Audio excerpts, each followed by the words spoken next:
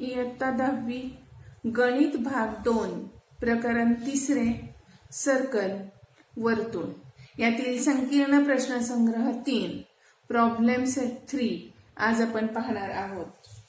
प्रश्न पहिला, पुढील प्रत्येक उपप्रश्नासाठी 4 पर्यायी उत्तरे दिली आहेत, त्यातील अचूक पर्याय निवडा। 4 alternative answers for each of the following questions are given, choose the correct alternative. पहिलं गणित आहे, त्रिज्या अनुक्रमे 5.5 सेमी आणि 3.3 सेमी असलेले दोन वर्तुळे परस्परांना स्पर्श करतात, त्यांच्या केंद्रातील अंतर किती? 2 circles of radii 5.5 cm and 3.3 cm respectively touch each other. What is the distance between their centers? कळाले प्रत्येकाला? आता पहा, 2 टचिंग सर्कल्स आहेत, 2 स्पर्श करणारी वर्तुळ आहेत, त्यांच्या केंद्रातील अंतर विचारलंय। ओके, मग ही वर्तुळे कशी आहेत ते दिले का? नाही। कशी म्हणजे कशी? अंतरस्पर्शी आहेत की बाह्यस्पर्शी आहेत, की एक्सटर्नली टचिंग आहेत का इंटरनल टचिंग आहेत? नाही दिलेलं, म्हणजे आपल्याला दोन्ही पर्याय विचारात घ्यावे लागतील, बरोबर? त्यासाठी मी आता आकृती काढणार आहे। ए केंद्र असणारं वर्तुळ घेणार आहे, याची त्रिज्या आहे 5.5 आणि 3.3 सेमी त्रिज्या असलेलं दुसरं वर्तुळ आहे, बरोबर की नाही? त्याचं केंद्र आहे बी। ही दोन वर्तुळे एकमेकांना स्पर्श करतात। Okay, means these 2 circles are touching each other externally. Okay, अशा पद्धतीने मी काढलेली। त्यांच्या केंद्रातील अंतर काय असणार आहे? वाक्य काय सांगतं? 2 स्पर्शवर्तुळ जेव्हा असतात तेव्हा त्या स्पर्शवर्तुळांचे केंद्रबिंदू व स्पर्शबिंदू एक रेषे असतात। Means the centre of the 2 touching circles and the point of contact are collinear. म्हणजेच A between M between B असणार आहे, कारण एम हा टचिंग पॉइंट आहे। मग ए बी करण्यासाठी मी दोन्ही त्रिज्यांची बेरीज करणार आहे, 5.5 अधिक 3.3 आणि उत्तर येणार आहे 8.8 अशा पद्धतीनं। If 2 circles touching internally, then I want to find the distance AB. मला AB काढायचा आहे। मग मी तो AB काढण्यासाठी AM मधनं BM वजा करणार आहे। AM म्हणजे मोठ्या वर्तुळाची त्रिज्या आहे, ती आहे 5.5। BM माझा आहे 3.3, लहान वर्तुळाची त्रिज्या, radius of the small circle, that is we will get 2.2। आता पहा, 8.8 आणि 2.2 ही दोन उत्तरं येणार आहेत कधी दोन उत्तरं आहेत? पर्याय क्रमांक डी हे त्याचं उत्तर झालंय, ते लिहिलंय। दुसरं गणित, परस्परांना छेदणाऱ्या 2 वर्तुळांपैकी प्रत्येक वर्तुळ दुसऱ्या वर्तुळाच्या केंद्रातून जाते। जर त्यांच्या केंद्रातील अंतर 12 सेंटीमीटर असेल तर वर्तुळाची त्रिज्या किती असेल? प्रत्येक 2 circles intersect each other such that each circle passes through the center of the other. If the distance between their centers is 12, what is the radii of each circle? 2 वर्तुळे एकमेकांना अशा पद्धतीनं छेदतायत की प्रत्येक वर्तुळ हे दुसऱ्या वर्तुळाच्या केंद्रातून जाते। म्हणजे ए हा जर केंद्र असेल एका वर्तुळाचा, तर बी केंद्र असणारं वर्तुळ येथून जात आहे, बरोबर? मग आणि ए केंद्र असणारं वर्तुळ बीतून जात आहे, आणि ए आणि बी हे केंद्रबिंदू आहेत। आपल्याला विचारली त्रिज्या। त्रिज्या म्हणजे काय? तर वर्तुळाचा केंद्र ते वर्तुळावरील बिंदू यांच्यातलं अंतर। मग आता केंद्र पहा, केंद्र आहे ए, वर्तुळावरील बिंदू जर मी बी घेतला तर यांच्यातलं अंतर त्यांनी दिलेले 12 आणि हीच आहे वर्तुळाची त्रिज्या। पहा, आणि म्हणून मी लिहिलेले वर्तुळ केंद्र वर्तुळ बिंदू यांच्यातील अंतर म्हणजे त्रिज्या होय। The distance between the centre of the circle and any point on the circle is called as radius, therefore radius is equal to 12 आणि पर्याय क्रमांक आहे बी। कळाले प्रत्येकाला? आता पुढचं पहा, a circle touches all sides of the parallelogram, so the parallelogram must be ओ। एक वर्तुळ आहे, ते समांतरभुज चौकोनाच्या सर्व बाजूंना स्पर्श करते, तर तो समांतरभुज चौकोन टिंबटिंब असला पाहिजे। आता समांतरभुज चौकोन हे दिले, समांतरभुज चौकोनाचा कोणता गुणधर्म इथे वापरायचा आहे? तर opposite sides of parallelogram are congruent, समांतरभुज चौकोनाच्या समभुज समान असतात। याच्यानुसार एबी आणि डीसी समान येतील किंवा एडी आणि बीसी पण समान येतील। पण लक्षात घ्या, वर्तुळाच्या बाह्यबिंदूतून वर्तुळाला काढलेल्या स्पर्शिका खंडांची लांबी समान असते, बरोबर आहे? मग ए बी सी डी या वर्तुळाच्या बाह्यबिंदूतून वर्तुळास काढलेले स्पर्शिकाखंड हे समान लांबीचे असतात आणि म्हणून येथून काढलेला स्पर्शिकाखंड जो आहे त्याची लांबी आहे एक्स, बी तून काढलेला आहे त्याची लांबी आहे वाय, सी तून काढलेला आहे त्याची आहे एस आणि डी तून काढलेला आहे त्याची आहे झेड. मग पहा एबी बरोबर डीसी आहे म्हणजे एक्स अधिक वाय बरोबर झेड अधिक एस आणि एडी बरोबर बीसी आहे म्हणजे एक्स अधिक झेड बरोबर वाय अधिक एस. पण आता आपण ह्या एक्स ची किंमत काढूया झेड अधिक एस वजा वाय बरोबर आणि ही एक्सची आलेली किंमत इकडच्या इक्वेशन मध्ये घालूया. काय मिळेल आपल्याला एक्स ची किंमत मी पुट केली Z plus S minus Y, हा प्लस झेड आहे असाच वाय प्लस एस म्हणजे 2z अधिक एस वजा वाय बरोबर. पण हा वजा वाय मी पक्षांतर करते आणि त्याचा अधिक वाय होणार आहे. हा इकडचा जो अधिक एस आहे तो इकडे आणला त्याचा वजा एस झाला म्हणजेच हा झेड झेड 2z, हा यस इकडचा यस वजा यस, हा वजा वाय इकडे गेला आधीचा वाय आहे असाच आणि इकडचा आलेला वाय तो अधिक वाय झाला म्हणजे 2 वाय आले बरोबर. म्हणजेच तुम्हाला मिळणार काय पहा तर 2z बरोबर 2 वाय म्हणजेच 2 ला 2 कॅन्सल झाले झेड बरोबर वाय. आता एक लक्षात घ्या जर हा माझा झेड आणि हा वाय समान आला तर होणार काय एक्स एक्स समान आहे झेड आणि वाय समान आला म्हणजेच एबी बरोबर काय आलं एडी. पण एबी आणि एडी या काय आहेत लगतच्या भुजा आहेत समांतरभुज चौकोनाच्या. समांतरभुज चौकोनाच्या लगतच्या भुजा समान झाल्या आणि म्हणून हा काय झालाय तर रॉम्बस झालाय.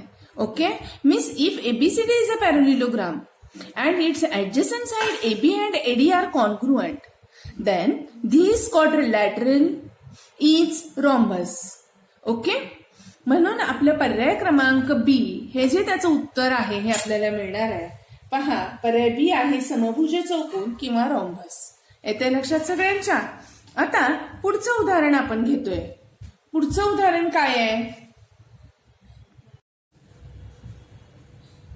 चौथे उदाहरण पहा काय आहे. एका वर्तुळाच्या केंद्रापासून 12.5 सेमी अंतरावरील एका बिंदूतून त्या वर्तुळाला काढलेल्या स्पर्शिकाखंडाची लांबी 12 सेमी आहे तर वर्तुळाचा व्यास किती सेंटीमीटर आहे. Length of a tangent segment drawn from a point which is at a distance of 12.5 centimeter from the center of a circle is 12 centimeter. Find the diameter of this circle. म्हणजे एक वर्तुळ आहे त्या वर्तुळाला एक स्पर्शिका काढलेली आहे. अशा बिंदूतून स्पर्शिका काढलेली आहे की जो बिंदू हा केंद्रापासून 12.5 सेंटीमीटर अंतरावर आहे आणि त्या स्पर्शिकेची लांबी 12 दिलेली आहे. पहा यासाठी आपल्याला एक वर्तुळ काढावं लागेल. त्याचं केंद्र पी घेतलं समजा बरोबर. या केंद्रापासून 12.5 सेमी अंतरावर असणारा एक बी बिंदू घेतलाय. या बी बिंदूतून वर्तुळाला स्पर्शिका काढलेली आहे. ही स्पर्शिका वर्तुळाला ए बिंदूत स्पर्श करते आणि एपी ही त्या स्पर्श बिंदूतून काढलेली त्रिज्या आहे म्हणजे स्पर्शिका त्रिज्या प्रमेयानुसार कोन पी एपी हा 90 अंश होणार आहे. In a circle P is the centre of the circle, B is the point outside the circle. The tangent is drawn from point B. It touches the circle in point A, and AP is the radius of the circle drawn from that touching point. Okay. Therefore, angle PAB is equal to 90 degree. What is the reason? Tangent radius theorem. Okay. Therefore, angle PAB is equal to 90 degree. आता ह्याच्यामध्ये AB 12 दिलेला आहे. B is given 12 centimeter. PB is given 12.5 centimeter. We can use here the Pythagoras theorem. पायथागोरसचा प्रमेय वापरू शकतोय आपण इथे. कर्ण वर्ग बरोबर A वर्ग अधिक दुबा वर्ग 90 अंश कोनासमोरील बाजूला आपण कर्ण म्हणतो म्हणजे 12.5 चा वर्ग बरोबर PA चा वर्ग अधिक 12 चा वर्ग येणार आहे बरोबर. 12.5 चा वर्ग म्हणजेच काय 5 चा वर्ग 25 12 गुणिले 13 12च्या पुढचा अंक 13 आहे. 12 गुणिले 13 केले 156 येईल. 156.25 हा याचा वर्ग झाला. पीए वर्ग आपल्याला पीए माहित नाही सो केला नाही. एबीचा वर्ग केलेला आहे. एबी हा तुमचा 12 होता सो 12चा वर्ग 144 अशा पद्धतीनं लिहिलेला आहे बरोबर. आता 12.5 चा वर्ग जो आहे तो 156.25 144चं पक्षांतर केलंय वजा 144 बरोबर पीएचा वर्ग. ह्यांची वजाबाकी जी आहे ती इथं आपण करणार आहोत सेपरेट जाऊन. ती आली 12.25 बरोबर पीएचा वर्ग. आता हा 12.25 कशाचा वर्ग आहे पहा. एकक आणि दशक स्थानचा अंक मिळून 25 आहे म्हटल्यानंतर हा कोणत्या तरी अशा संख्येचा वर्ग आहे की ज्याच्या एकक स्थानी 5 आहे. अलीकडचा अंक 12 आहे. 3 चौक 12 होईल आणि म्हणून तुम्ही 12.25चं डायरेक्ट वर्गमूळ 3.5 लिहू शकता आणि PA बरोबर 3.5 आहे. तसं नाही जमलं तर भागाकार पद्धतीनं तुम्ही वर्गमूळ काढू शकता 12.25चं. की तुम्ही पहिल्यांदा काय करताय तर दशांश चिन्हाच्या उजवीकडे आणि डावीकडे असणाऱ्या या अंकांचे 2-2चे गट करा. बरोबर आहे. पहिला अंक गट आलाय 12. 12 हा कशाच्या कोणत्या दोन वर्गसंख्यांच्या दरम्यान आहे ते शोधलं तर 3चा वर्ग 9 आणि 4चा वर्ग 16 म्हणून आपण इथे 3 घेतलाय. पहा 3 अधिक 3 इथं 6 येणार आहे. 3 त्रिक 9 इथं लिहितो आपण आणि हा 3 जो आहे तो आपण वरती लिहिलेला आहे. आता 12तनं 9 गेले खाली किती राहणार आहे 3 वरून आले 25 झाले 325. आता ह्या 6चा जोडीदार शोधा की जेणेकरून समजा 60 गुणिले 0 61 गुणिले 1 62 गुणिले 2 अशा पद्धतीने केल्यानंतर येणारा गुणाकार 325 यायला हवा. एकक स्थानी 5 आहे म्हणजे 5 25 करावं लागेल आणि म्हणून मी 65 आणि त्याच्या खाली 5 लिहिलेला आहे की जेणेकरून ह्यांचा गुणाकार 5 25 अच्छा 2 5 36 2 32 325 आला. यांची वजाबाकी 0 आली आहे म्हणजेच आणि हा जो 5 आहे हा 5 आपण वर लिहून घेतलाय म्हणजे आपलं उत्तर आलंय 3.5. अशा पद्धतीने आपण भागाकार पद्धतीने वर्गमूळ काढले आणि PA आपला आलाय 3.5 म्हणजेच व्यास. आता व्यास काढायचा आहे ना. ही त्रिज्या आहे. ही काय आहे त्रिज्या. आता व्यास हा त्रिज्येचा काय असतो दुप्पट म्हणजे व्यास बरोबर काय D बरोबर काय 2 गुणिले त्रिज्या. बरोबर 2 गुणिले त्रिज्या म्हणजेच काय 2 गुणिले R किती आलाय 3.5 म्हणजे 2 × 3.5 इज इक्वल टू काय येईल 7. मग 7 हा पर्याय उत्तर आहे का आहे. 3 नंबरचा पर्याय आहे 7. बरोबर म्हणजे तुमचा पर्याय C हे त्याचं उत्तर येणार आहे. भागाकार पद्धतीनं वर्गमूळ काढायचं शिकायचं असेल तुम्हाला जमत नसेल तर कॉमेंट बॉक्समध्ये त्याची डिमांड करा. मग मी तुम्हाला भागाकार पद्धतीनं वर्गमूळ याचा एक सेपरेट व्हिडिओ सुद्धा तुमच्यासाठी तयार करून टाकेन. 5वं पहा. If two circles are touching externally, how many common tangents of them can be drawn? म्हणजे 2 वर्तुळं घ्या की जी एकमेकांना बाहेरून स्पर्श करतायत आणि अशा 2 वर्तुळांना तुम्ही किती सामायिक स्पर्शिका काढू शकाल असा प्रश्न आहे. पहा 2 वर्तुळं घेतलीत एकमेकांना बाहेरून स्पर्श करणारे. सामायिक स्पर्शिका किती काढता येतील.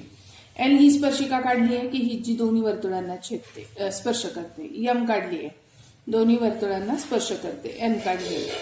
अजून एखादी एक काढता इकडे काढली तर ती एकाच वर्तुळाला स्पर्श करेल. इकडे काढली तर नाही जमणार म्हणजे 1 2 आणि 3 म्हणजे तुमचं उत्तर आहे 3 स्पर्शिका म्हणजे पर्याय क्रमांक 3 म्हणजे C. येत्या लक्षामध्ये म्हणजे C हा पर्याय आहे त्याचं उत्तर. 6वं गणित पहा. O केंद्र असलेल्या वर्तुळाच्या कंस ACB मध्ये O केंद्र असलेल्या वर्तुळाच्या कंस ACB मध्ये कोन ACB हा अंतर्लिखित केला आहे.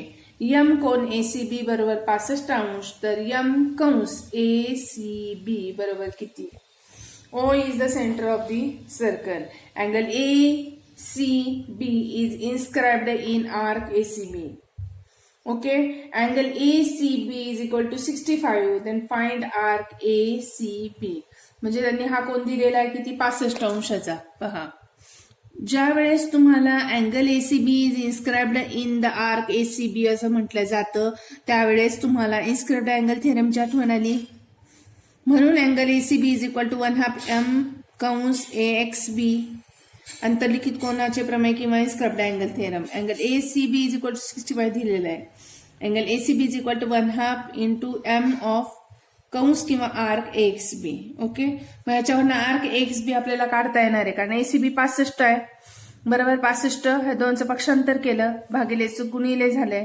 बरोबर म्हणजे 65 गुणिले 2 किंवा छेदातली संख्या अंशात आलेली आहे. 65 into 2 is equal to M कंस AXB. M कंस AXB इज इक्वल टू काय आलं 65 इंटू 2 दॅट इज 130. म्हणजे माझा एवढा AXB आला. आता मला ACB काढायचा आहे. M कंस AXB प्लस M कंस ACB इज इक्वल टू 360 कारण पूर्ण वर्तुळ कंसाची मापे 360 अंश असते. Measure of full circular arc is 360. AXB माझा किती आहे 130. ACB मला फाइंड करायचं is equal to 360. ACB is equal to काय येईल 360 वजा 130 म्हणजेच माझं उत्तर येईल 230. येते लक्षात. आणि म्हणूनच M कंस ACB तुमचा आलाय 230 आणि हा पर्याय आहे पर्याय क्रमांक 4 अँड दॅट इज D. अशा पद्धतीने तुम्ही ते लिहून घ्या. पुढचं गणित जे आहे 8वं पहा.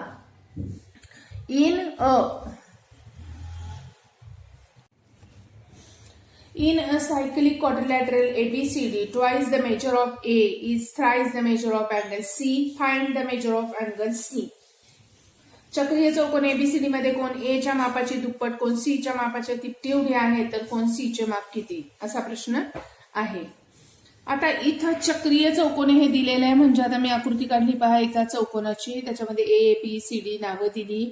त्यांनी सांगितलंय काय, तर कोण ए आणि कोण सी यांच्या कोणांच्या बाबतीत काही माहिती दिलेली आहे आणि आपल्याला सी विचारलाय. ओके. आता कोण ए आणि कोण सी बरोबर 180 अंश, कारण चक्रीय चौकोनाचे सम्मुख कोण पूरक असतात. ओके. कोण ए मी एक्स मानलाय आणि कोण सी मी वाय मानलाय. पण उदाहरण काय सांगते पहा. Twice the measure of angle ए.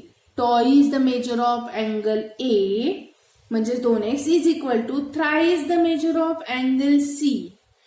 म्हणजेच काय, तर कोण ए च्या मापाची दुप्पट कोण सी च्या मापाच्या तिप्पट एवढी आहे. मग कोण सी च्या मापाची तिप्पट काय आली, 3y. हे दोन्ही समान आहे. ह्याच्यावरून मला y फाइंड करता येईल किंवा x काही पण फाइंड करा. मी तर y फाइंड केलं पहा. 3चं पक्षांतर केलं 2/3 गुणिले x इज इक्वल टू तुमचं काय आलं y. हे महत्वाचं आहे. आता तुम्ही काय करणार आहे, angle A plus angle C is equal to 180. A काय आहे x, y काय आहे माझा y, सॉरी सी काय आहे y. पण y ची किंमत काय आहे 2/3x. 2/3x म्हणजे हे कळालंय का पहा. हा कोण ए म्हणजे x आहे आणि हा कोण सी म्हणजे काय आहे y इज इक्वल टू 180. पण x ची किंमत xच आहे, पण y ची किंमत काय 2/3x ती घातली मी.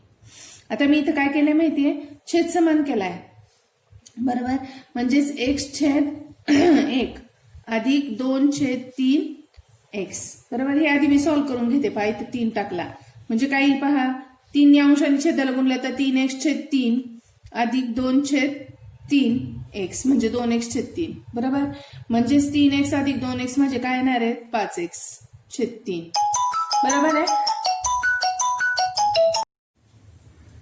अशा पद्धतीने हे किती आलंय 5x/3. आता हा जो 5x/3 आलेला आहे तो आपण इथं समजा 3x अधिक 2x म्हणजेच काय 5x आलाय आणि आपण 3चं काय केलंय पक्षांतर, म्हणजेच 5x बरोबर 180 गुणिले 3 येते लक्षामध्ये. म्हणजेच 5x बरोबर काय येईल 18×3 म्हणजे 540. ओके. x बरोबर काय येईल 540/5 बरोबर 108. परंतु आपल्याला त्यांनी विचारलंय काय, तर कोण सी चं माप विचारलंय म्हणजे y विचारलंय. मग y is equal to 2/3 x किती आहे माझा 108. सो 108 किंमत घातली 2 गुणिले 108/3. 3 1 3 3 3 9 3 18 बरोबर आहे. म्हणजे 2 गुणिले 36 म्हणजे y बरोबर 72 आलं. येते लक्षात सगळ्यांच्या. आता पहा आपण पुढचं गणित पाहतोय 9वं गणित. एका वर्तुळावर बिंदू ए बी सी असे आहेत की यम कंस ए बी बरोबर यम कंस बी सी बरोबर 120 अंश. दोन्ही कंसात बी शिवाय एकही बिंदू सामायिक नाही, तर त्रिकोण एबीसीचा प्रकार कोणता. Point ABC are on the circle such that M of arc AB is equal to m of arc BC is equal to 120. No point except point B is common to the arcs, which is the type of triangle ABC. आता त्रिकोण एबीसीचा प्रकार विचारलेला आहे आणि ABC हे तीनही बिंदू वर्तुळावर आहेत बरोबर. आर्क AB BC बरोबर 120 दिलंय आणि no point except point B is common to the arc म्हणजे या दोन कंसांमध्ये कोणताही बिंदू सामायिक नाहीये बी शिवाय असं सांगितलेलं आहे. म्हणजेच ते कंस वेगळे वेगळे आहेत. आता पहा उदाहरणावरून असं दिलेलं आहे कंस AB बरोबर कंस BC बरोबर 120 अंश. Arc AB is equal to arc BC is equal to 120. जर तुम्हाला आर्क AB माहिती आहे आर्क BC माहिती आहे AC फाइंड करता येईल बरोबर आहे. arc AB plus BC plus AC is equal to 360. The measure of full circular arc is equal to 360. Okay. आता हा 120 हा 120 हा माहित नाही is equal to 360. arc AC is equal to 360 minus इकडचा हा 120 आणि 120 झाले 240.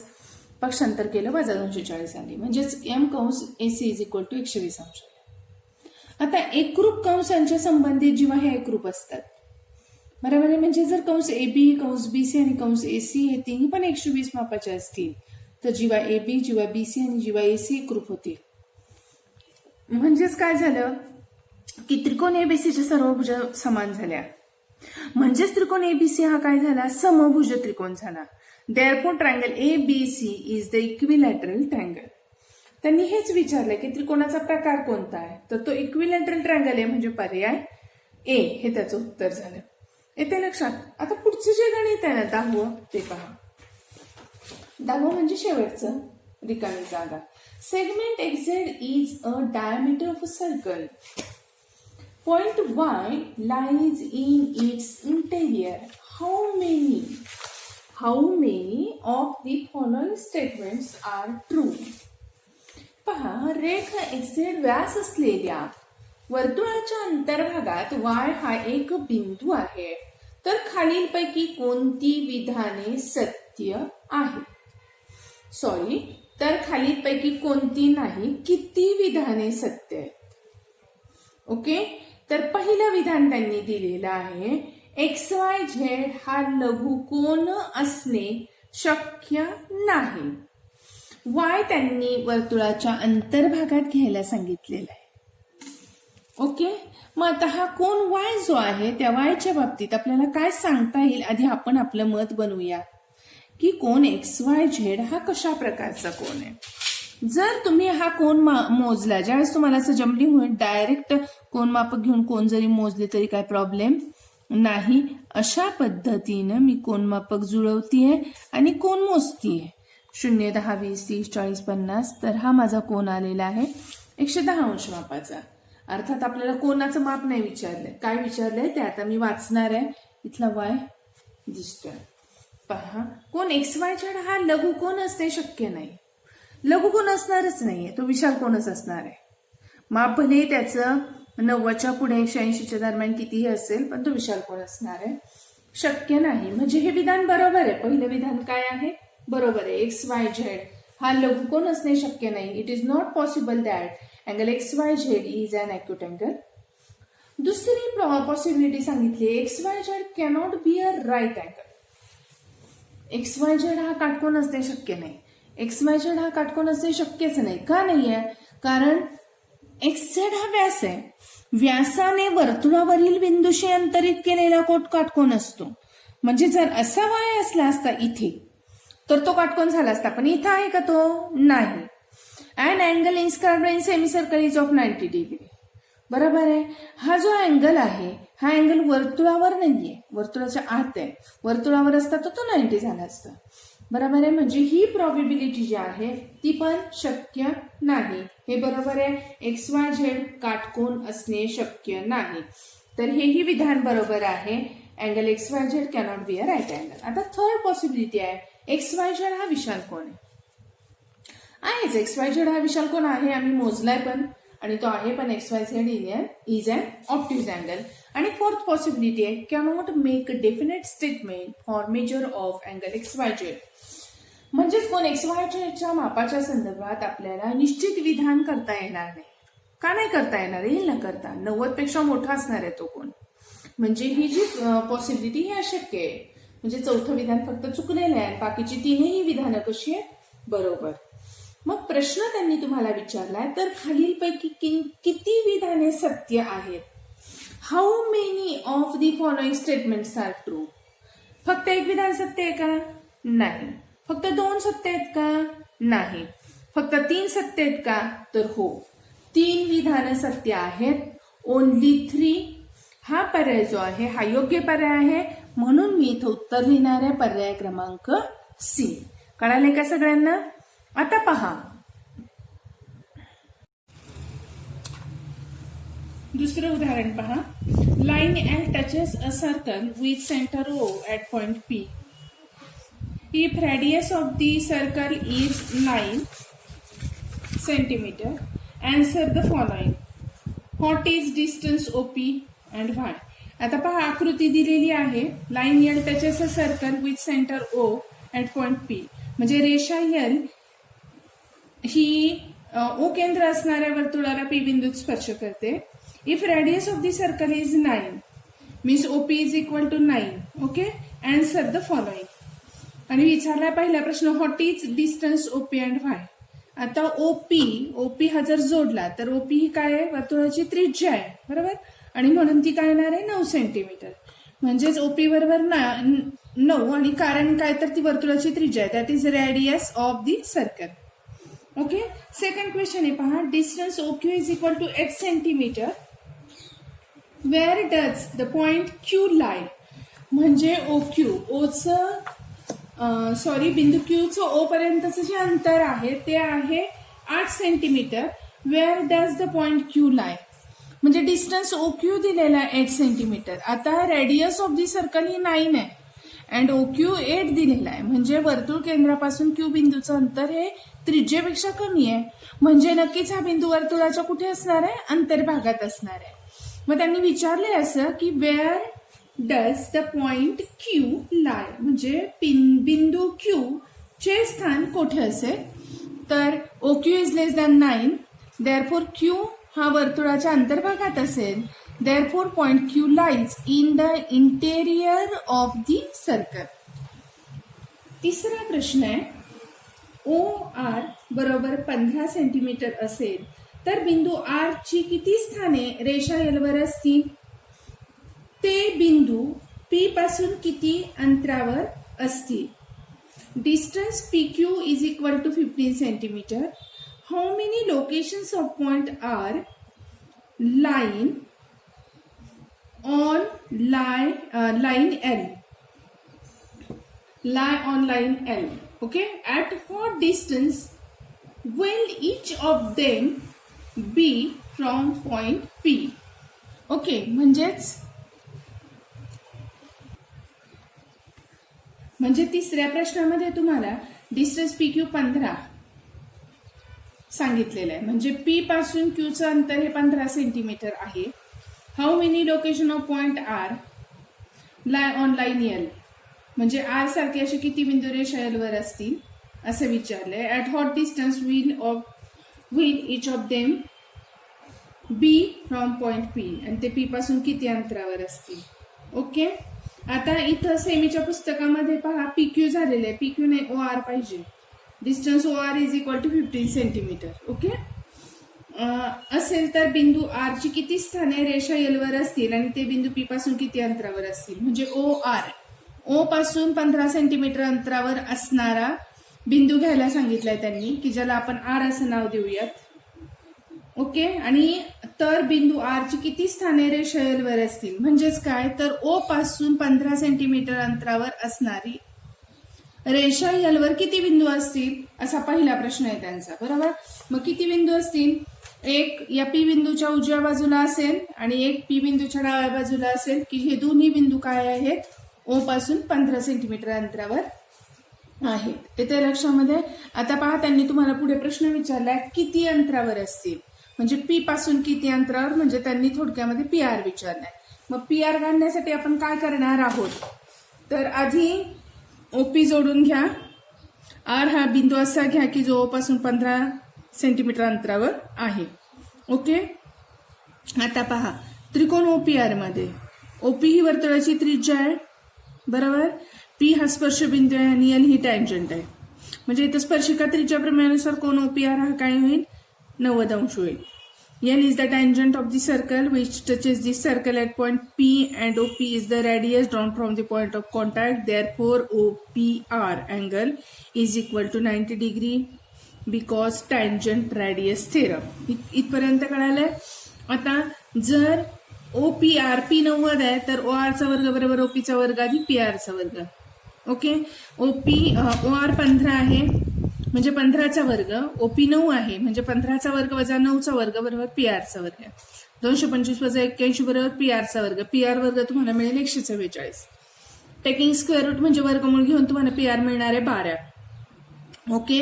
पुढचा त्यांनी प्रश्न विचारलेला होता की किती बिंदू असतील आणि किती अंतरावर असतील. तर अंतर आपल्याला मिळालेलं आहे 12 बरोबर. आणि याचे किती बिंदू असतील तर P च्या उजव्या बाजूला एक आणि P च्या डाव्या बाजूला एक असे 2 बिंदू असतील. Means there are 2 possible locations of point R on line L.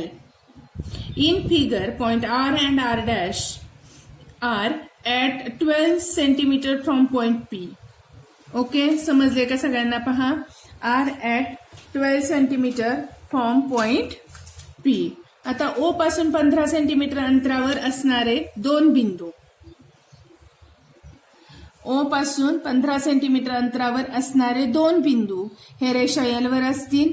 अशा पद्धतीनं आकृतीत बिंदू आर आणि आर डॅश हे ते बिंदू आहेत व ते पी पासून 12 सेंटीमीटर अंतरावर आहेत. आता तिसरा प्रश्न पहा. आकृती पहा. प्रथम काय दिलेलं आहे. M is the centre of the circle and segment K L is the tangent segment. M K is equal to 12, KL is equal to 6√3. Then find radius of circle and measures of angle K and angle M. Okay, M is the center of circle दिलेला आहे. M हा वर्तुळ केंद्र आहे. Segment KL is a tangent, म्हणजेच रेख KL हा स्पर्शिकाखंड आहे. MK is equal to 12, म्हणजे MK 12 दिलेला आहे. MK 12 दिलेला आहे. आकृती अशीच आहे. पहा, MK 12 दिलेला आहे, 12 म्हणलाय आणि त्यांनी तुम्हाला KL 6 करणी 3 6√3 असा दिलेला आहे. सो तो मांडला. पहिला प्रश्न आहे वर्तुळाची त्रिज्या काढा. ओके, आता M केंद्र आणि KL हा स्पर्शिकाखंड बरोबर आणि L हा स्पर्शबिंदू आहे. ML ही स्पर्शबिंदूतून काढलेली त्रिज्या आहे. म्हणजेच तुम्हाला त्रिकोण MLK मध्ये कोण L हा 90 अंश होणार आहे, कारण स्पर्शिका त्रिज्या प्रमेयानुसार. बरोबर की नाही. मीन्स डिरेक्टली तुम्ही असं म्हणू शकता, in triangle MLK, LK is the tangent, ML is the radius drawn from the point of contact. Therefore, angle MLK is equal to 90 degree. Reason त्याला टँजंट रेडियस थेरम किंवा स्पर्शिका त्रिज्या प्रमेय. हे झाल्यानंतर त्रिकोण MLK मध्ये पायथागोरसच्या प्रमेयानुसार बाय पायथागोरस थेरम MK चा वर्ग बरोबर ML वर्ग अधिक LK वर्ग, याच्यावरून तुम्ही ML फाइंड करू शकता. ओके, MK 12 दिलेला आहे. ML माहित नाही. ML वर्ग अधिक LK 6 करणी 3 दिलेला आहे. ओके, 12चा वर्ग 144 बरोबर ML वर्ग. 6चा वर्ग 36 गुणिले 3, कारण करणी 3चा वर्ग, वर्गाला वर्गमूळ गेले, राहिले फक्त 3. ओके, आता 36 गुणिले 3 केलं तर उत्तर काहीच आहे. त्रिक 18, चाला 1, 3 त्रिक 9 1 10 म्हणजे 160. ओके, मग डायरेक्ट स्टेप केली आहे. 144 वजा 160 बरोबर ML चा वर्ग. म्हणजेच माझी वजाबाकी आलेली आहे 36 बरोबर ML वर्ग किंवा 36 is equal to ML square. Taking square root किंवा वर्गमूळ घेऊन ML येणार आहे 6. therefore रॅडियस किंवा त्रिज्या ML बरोबर 6 युनिट किंवा 6 एकक. ओके, आता आपल्याला पुढे जायचंय. त्रिकोण, पुढचा त्यांचा प्रश्न आहे कोन K आणि कोन M यांची मापे ठरवा. ओके, आता त्रिकोण MLK मध्ये बाजू ही जी आहे ML ही 6 आली आहे बरोबर. ही 6 आली आहे आणि ही कर्णाच्या कशी दिसते, निम्मी. ही 6 करणी 3 आहे बरोबर. मग तुम्हाला कुणाची आठवण आली पहा, की 30 अंश कोणासमोरील बाजू कर्णाच्या निम्मी, 60 अंश कोणासमोरील बाजू कर्णाच्या करणी 3/2 पट याची आठवण आली. मग हे काय आहे, 30 60 90चं प्रमेय आहे. पण इथं कोण नाही दिलेले, आपल्याला बाजूंची मापं दिलेली आहेत आणि त्याच्यावरनं कोण ठरवणार आहोत आपण. म्हणजे इथं आपल्याला by converse of 30 degree 60 degree 90 degree theorem याचा यूज करायचा आहे किंवा 30 60 90च्या प्रमेयाच्या व्यत्यासाचा वापर करायचा आहे. ओके, आता आपण उदाहरणाकडे वळूया. मांडणी कशी करायची पहा. त्रिकोण MLK मध्ये ML ही कर्णाच्या निम्मी आहे आणि L 90 अंश आहे. In triangle MLK side ML is half to the hypotenuse MK. हायपोटेनियसचं नाव काय, MK.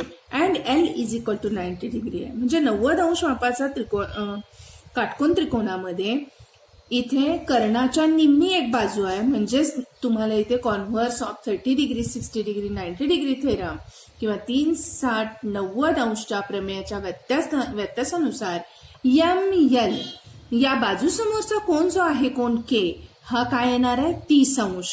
येते का लक्षात, कारण 30 अंश कोणासमोरील बाजू कर्णाच्या निम्मी असते. येते लक्षात. म्हणजेच इथे तुम्हाला काय वापरता येईल की ML या बाजूच्या समोरचा कोण जो कोण K आहे हा 30 अंश येणार आहे. Angle opposite to side ML that is K is equal to 30 degree. Now in triangle MLK पुन्हा पहा MLK मध्ये L is equal to 90 degree आहे, K इज इक्वल टू 30, म्हणजे हा 90 आलाय, हा 30 आलाय. बरोबर. मग आता त्रिकोणाच्या 3 कोणांच्या मापांची बेरीज किती असते? 180 अंश. बरोबर.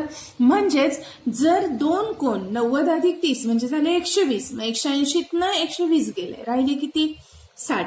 पण हे तुम्ही डिरेक्टली लिहू शकता, कारण 30 90 म्हटलं की लगेच 60 आठवतो तुम्हाला, फार आकडेमोड पण करायची गरज नाहीये. सो रिमेनिंग अँगल, उरलेला कोण, angle M is equal to 60 degree.